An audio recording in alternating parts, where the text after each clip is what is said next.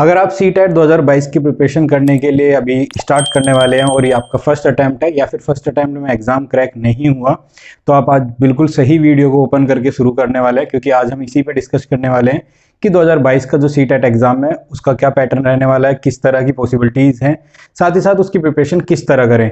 तो welcome to our channel toppers target, और उम्मीद करता हूँ आप लोगों की प्रिपरेशन अच्छे से चल रही होगी। आज जो हमारा जो टॉपिक है वो ऑलरेडी मैं बता चुका हूँ कि CTET 2022 को क्रैक करने के लिए जो मेथड्स है, किस तरह प्रिपरेशन स्टार्ट करें, उससे रिलेटेड आज हम डिस्कस करने वाले हैं। तो सबसे पहले बात करते हैं CTET 2022।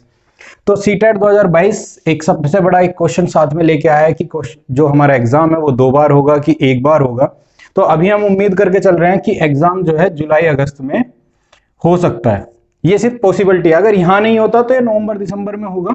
तो प्रिपरेशन आपको तब भी करनी है। मिनिमम प्रिपरेशन के लिए देखिए टाइम कम या ज़्यादा डिपेंड करता है आपकी एक्सपेक्टेशंस क्या है मार्क्स में लाने की, या सिर्फ पास करना है CTET, आगे जॉब के लिए सीरियस नहीं हो या कुछ भी है, तो वो आपके ऊपर डिपेंड करता है। अगर आप सीरियस चाहते हो तो मिनिमम 100 मार्क्स तो कम से कम ट्राई करना ही है, क्योंकि आगे आने वाले यूपी में जैसे सुपर टेट एग्जाम होता है, राजस्थान में रीट है, DSSB है, KVS है, इस तरह के जो एग्जाम्स है वो अच्छे एग्जाम्स आते हैं और उनमें कंपटीशन भी रहेगा। अगर आप सिर्फ CTET को पासिंग के लिए लेके चलते, ठीक है वो पासिंग एग्जाम ही है, लेकिन आपको आगे के एग्जाम को क्रैक करना है, कंपटीशन में बैठना, तो आपको थोड़ी मेहनत करनी होगी और ये मेहनत यहीं से स्टार्ट होगी। तो एग्जाम चाहे जुलाई में हो या नवंबर में हो, एटलीस्ट आप सोच के चलिए कि 100 मार्क्स मिनिमम लेके आए, क्योंकि आगे की प्रिपरेशन भी यहाँ से डिसाइड हो जाएगी। 100 किस तरह लाने हैं, पैटर्न क्या रहेगा, कैसे कैसे एग्जाम होते हैं, उस पर डिस्कस कर लेते हैं। तो सबसे पहले मैं बात करता हूं पेपर 1 और पेपर 2। इसका मतलब है पेपर 2 तरह के होते हैं CTET में। जो पेपर 1 होगा, पेपर 1 होता है आपका जो 1st to 5th के लिए जो टीचर्स बनते हैं उनके लिए, इसे कहते हैं प्राइमरी। और जो दूसरा एग्जाम होता है वो होता है पेपर 2। इसके लिए जो टीचर्स बनते हैं वो 6 से 8 तक के लिए टीचर बनते हैं। इसको जूनियर के नाम से भी हम लोग जानते हैं।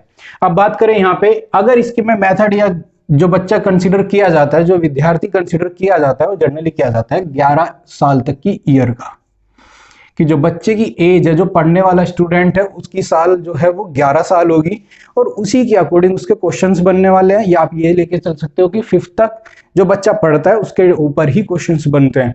तो जब आप क्वेश्चंस लगाएंगे, प्रैक्टिस करेंगे, तो आपके माइंड में ये होना चाहिए कि पेपर 1 है, तो इसका मतलब किस तरह के बच्चे के बारे में क्वेश्चन चल रहा है, तो आपका अपने आप ही फ्लो अच्छा रहेगा क्वेश्चंस को अटेम्प्ट करने का। यहाँ पे हम बात करें तो ये हो जाता है 14, क्योंकि आप देख रहे हैं 6, 7, 8 3 क्लासेस होती है, 3 साल आगे एक्सटेंड हो गई। तो पेपर 2 जो होता है वो होता है 6 से 8 तक के टीचर्स के लिए। उसमें जो कोर्स भी आएगा, जो एग्जाम में आता है, वो नॉर्मली 8 तक आता है। कुछ क्वेश्चन 9th और 10th को भी टच कर जाते हैं, क्योंकि अब जो थोड़ा है कंपटीशन का लेवल अप होता जा रहा है। बच्चे की जो एज होती है उसमें जो होती है 14 ईयर तक। तो ये आपको हेल्प करेगा अगर आपको पता है जब आप पेपर 2 अटेम्प्ट करेंगे तो बच्चे से रिलेटेड कितना लेवल उसका होगा। साथ ही साथ जो प्राइमरी है उसमें क्या होती है, बच्चे की एज होती है 11 साल। बात करें यहां से कि अगर हमारा क्वेश्चन पेपर 1 है तो उसमें कौन कौन से सब्जेक्ट रहते हैं, और पेपर 2 है उसमें कौन कौन से सब्जेक्ट रहने वाले हैं। साथ ही साथ इनमें क्या हम सबसे पहले स्ट्रॉन्ग करें जो आपको ज्यादा से ज्यादा मार्क्स दिला सके CTET में। जरूरी नहीं है CTET का पैटर्न ही आगे आप फॉलो करके सुपर टेट में मार्क्स लाए, क्योंकि उसका पैटर्न डिफरेंट है, या यूपी टेट में मार्क्स लाए क्योंकि उसका थोड़ा सा पैटर्न डिफरेंस है। पर आपके CTET में मार्क्स यहां से आ सकता है अगर आप ये देख लेते हैं कि CTET में क्या आता है, क्या इंपॉर्टेंट है, और क्या हमें सबसे पहले देखना है कि छोड़ना क्या है, जो हमें नहीं पढ़ना अगर हमारे पास टाइम नहीं है। लेकिन अगर आप चाहते हैं अच्छे मार्क्स तो आप छोड़िएगा कुछ नहीं, लेकिन अगर फिर भी टाइम की वजह से आप चाहते हैं कि कुछ पोर्शन सॉलिड करें, कुछ पोर्शन को लाइट रखे या छोड़ना पड़ता है, तो क्या हमें छोड़ना और क्या हमें सबसे ज्यादा प्रेफरेंस देना है। तो यहाँ पे बात करते हैं हम CTET में जो आता है सबसे ज्यादा पूछा जाता है CDP। वैसे तो यहाँ पे जो है क्वेश्चन पेपर नॉर्मली सभी सब्जेक्ट से इक्वल बनता है, और इक्वलिटी में बात करूँ तो जो बनता है पेपर बनता है 150 मार्क्स का। टाइम भी जो दिया जाता है वो दिया जाता है 150 मिनट्स। इसका मतलब 2.5 घंटे में 150 दोनों ही पेपर्स के लिए मिलते हैं। मतलब 150 क्वेश्चन इधर के लिए होंगे, 150 क्वेश्चन इधर के लिए होंगे। अलग अलग शिफ्ट्स में पेपर होता है, एक नहीं होते, तो पेपर अलग अलग होंगे। 150 क्वेश्चन होंगे, 150 ही मिनट्स होती है, मतलब 2.5 घंटे में अटेम्प्ट करने होते हैं। लगभग 1 मिनट पे ही क्वेश्चन अटेम्प्ट करना होता है। अगर ऑफलाइन होता है तो आप में उसमें क्या है, गोले भी भरने होते हैं, जो सर्कल्स है वो आपको फिल करने पड़ेंगे। ऑनलाइन है उसमें सर्कल फिल नहीं करना, तो टाइम फिर भी बच जाता है।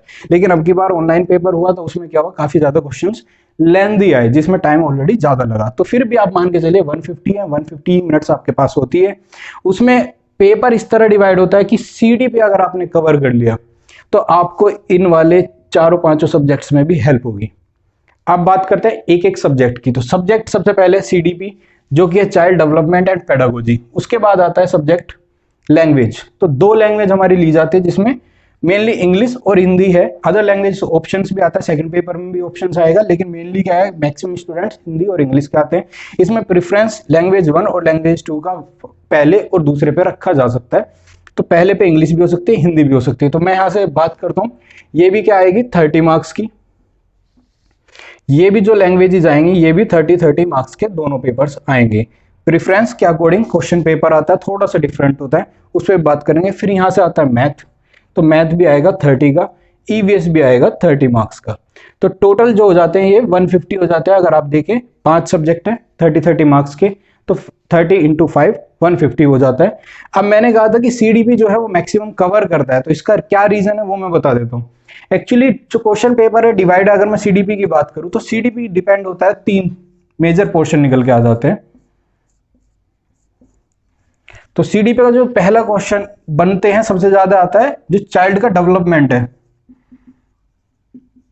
उसमें क्या है काफी सारे टॉपिक्स है, जेंडर है, उसके बाद आपका डेवलपमेंट्स के काफी सारे पोर्शंस है। इस तरह के ज्यादातर पोर्शन जो पूछे जाता है चाइल्ड डेवलपमेंट में, जिसमें क्वेश्चन आते हैं 15 मार्क्स के। उसके बाद आता है इंक्लूसिव एजुकेशन, इसमें आते हैं 5 मार्क्स का। यहां से आता है पेडागोजी का, ये आता है 10 मार्क्स का। तो सीडीपी डिफाइन हुई, 10 मार्क्स का सीडीपी हुई इस तरह डिफाइन। अलग से आप डिवाइड करेंगे तो टोटल 30 मार्क्स का बन गया सीडीपी। लेकिन मैंने कहा था कि सीडीपी सबसे ज्यादा आता है, फिर भी 30 मार्क्स का। तो यहां पे जो लैंग्वेजेस हैं, लैंग्वेज है सेम, मैथ है और ईवीएस है। यहां पे क्या आपको 15-15 नंबर का जो देखने को मिलता है वो मिलता है पेडागोजी। ये मिलता है सब्जेक्ट से रिलेटेड। पेडागोजी क्या है, शिक्षण शास्त्र की बच्चा कैसे सीखता है, किसी भी भाषा को हो सकता है, मैथ को हो सकता है, ईवीएस में भी हो सकता है। तो शिक्षा किस तरह मिल रही है, किस तरह मिलनी चाहिए उस सब्जेक्ट की, तो उस तरह के सिंपल बेसिक क्वेश्चन है। इवन अगर आप पेडागोजी को पढ़ते भी नहीं है, प्रैक्टिस भी नहीं करते, तब भी 30-40% आपकी सीडीपी पेडागोजी में मार्क्स आने की पॉसिबिलिटी रहती है। और सबसे ज्यादा स्कोरिंग भी पेडागोजी ही होता है, इसीलिए सीटेट आसान हो जाता है अगर किसी ने पेडागोजी पे कमांड कर लिया। तो पेडागोजी क्या हुआ, यहां भी 15 मार्क्स का है। और जो हिंदी में जो 15 मार्क्स बचते हैं उसमें क्या आएगा, 2 पैराग्राफ्स, पैराग्राफ पे 7 और जो है 8 इस तरह के मार्क्स आएंगे। उसमें 1-2 मार्क्स के ग्रामर बनेंगे। तो ग्रामर जो बनता है मतलब व्याकरण जो बनेगा हिंदी में वो बनेगा लगभग 4 से 5 मार्क्स का। बचा जो सारा पोर्शन है एज इट इज पैराग्राफ से आपको देखने को मिलता है। तो 10 मार्क्स आप इजीली पैराग्राफ से ले सकते हैं। 5 जो आता है वो आता है ग्रामर से, जिसको व्याकरण कह सकते हैं। और जो यहाँ पे आया आपके पास पेडागोजी के 15 मार्क्स। ये पेडागोजी मैं कहता हूँ कम से कम 70% मैच करती है सीडीपी से, क्योंकि अगर आपने सीडीपी की प्रैक्टिस कर ली तो इसकी भी पेडागोजी मैच हो जाएगी। 60-70% तो मैच हो जाती है। कुछ पोर्शन अलग है, क्योंकि लैंग्वेज डेवलपमेंट किस तरह होगा वो आपको इसकी पेडागोजी में देखने को मिलेगा। तो यहाँ पे सीडीपी का हुआ 30 स्कोर प्लस 15 मार्क्स भी आपको हिंदी के पेडागोजी के सीडीपी ही हेल्प करेगा। सेम 15 मार्क्स क्या है, हेल्प हो जाएगी इंग्लिश की पेडागोजी यहां से।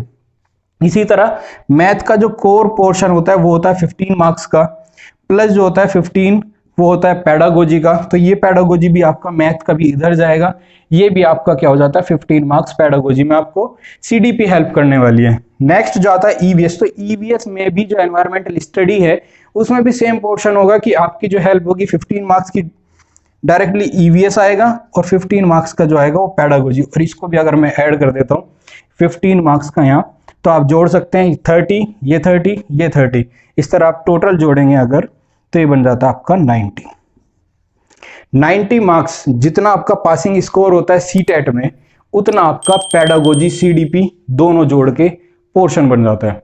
यहाँ पे आपको 150 में से 90 मार्क्स लाने हैं, आपको पता ही होगा, नहीं पता तो आप ये याद रखिएगा 90 मार्क्स आपको लाने हैं।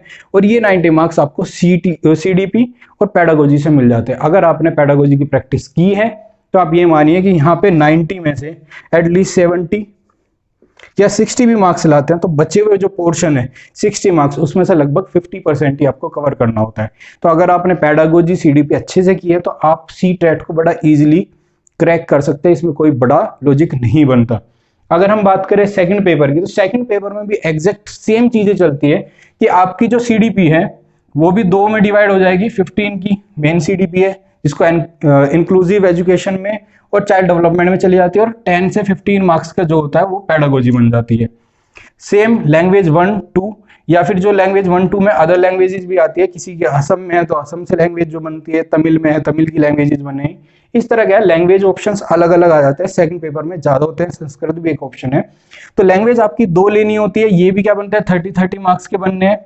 और सेम पैटर्न यहाँ पे भी चलता है, ये 30 जो मार्क्स डिवाइड होंगे वो यही होगा कि 15 मार्क्स का आपका कोर सब्जेक्ट आएगा, कोर लैंग्वेज हो सकती है, और जो बची 15 नंबर्स हैं वो होता है पेडागोजी का।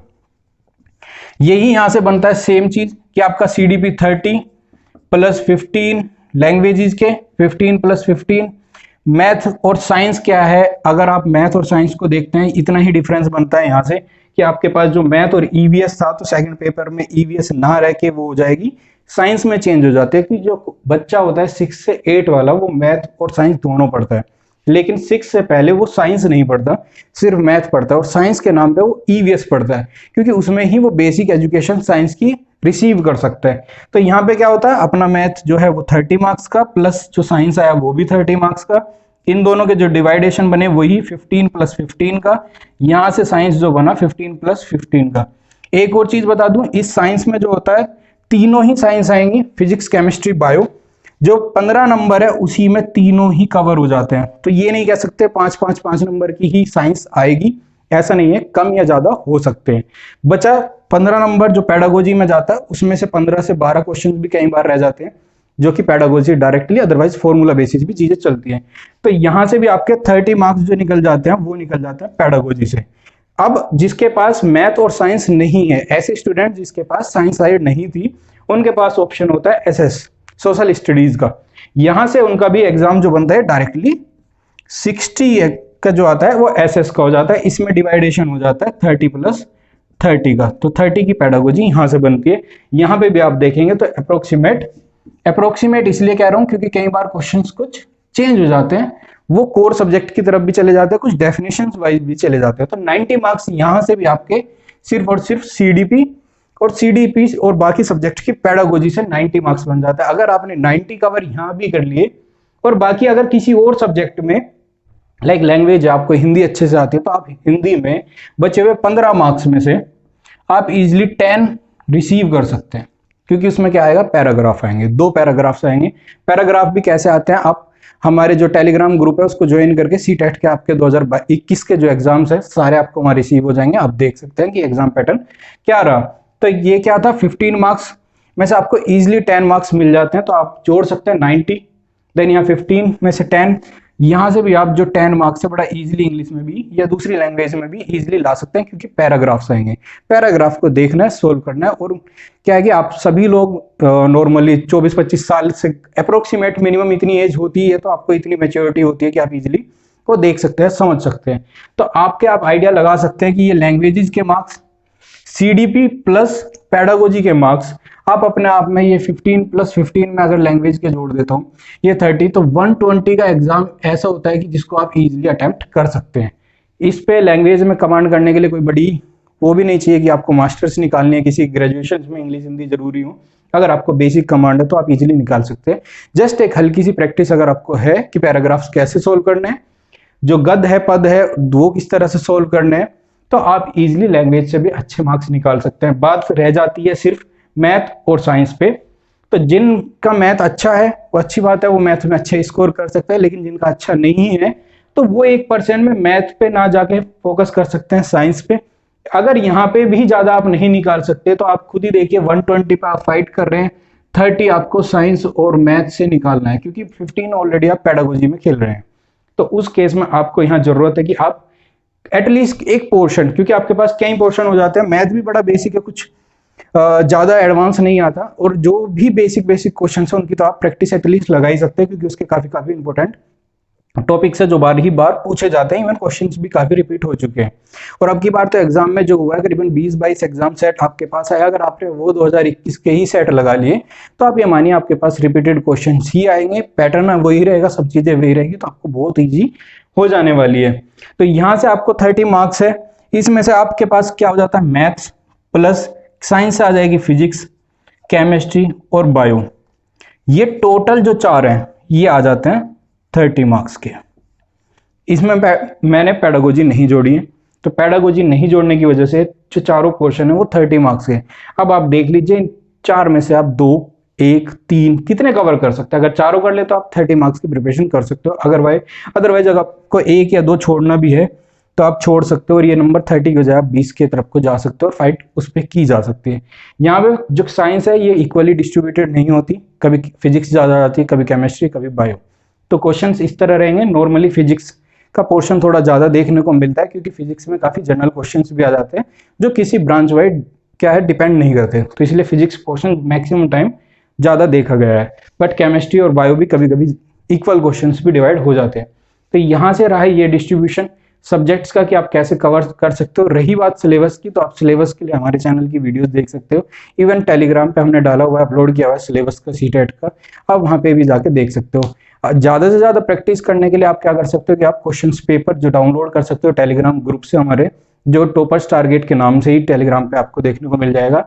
इवन आप लिंक भी देख सकते हो डिस्क्रिप्शन बॉक्स में, तो वहाँ पे आप सारे के सारे क्वेश्चन पेपर 1, पेपर 2 दोनों ही क्या है डाउनलोड कर सकते हैं और उनको सोल्व करने की कोशिश कर सकते हैं। इवन आने वाले टाइम में आपको उनके सॉल्यूशंस भी जल्दी वीडियो के थ्रू देखने को मिल सकते हैं। उम्मीद करता हूँ आपको सीटेट का डिवाइडेशन और सीटेट में कैसे मार्क्स करें ज़्यादा से ज़्यादा स्कोर, क्योंकि सीडीपी ही जो है वो सबसे ज़्यादा इंपॉर्टेंट है मार्क्स दिलाने के लिए। अगर आप इसकी प्रिपरेशन करते हो तो मैक्सिमम चांस रहेगी कि आपका एग्जाम भी क्लियर होगा और ये ज़्यादा से ज़्यादा सपोर्ट करेगा। रही बात अदर एग्जाम्स की, यूपी टेट और सुपर टेट जैसे एग्जाम्स की, तो वे सेम पैटर्न फॉलो नहीं करते, क्योंकि उसमें पेडागोजी नहीं आएगी। ये सिर्फ और सिर्फ जो रहता है ये सी टेट के लिए स्पेशली है, तो सी टेट के लिए आपका ये पोर्शन इस तरह डिवाइडेड है और यही आपको हेल्प करने वाला है। उम्मीद करता हूँ इस वीडियो से आपको इन्फॉर्मेशन अच्छी मिली होगी और इससे आपको हेल्प होगी। Thank you.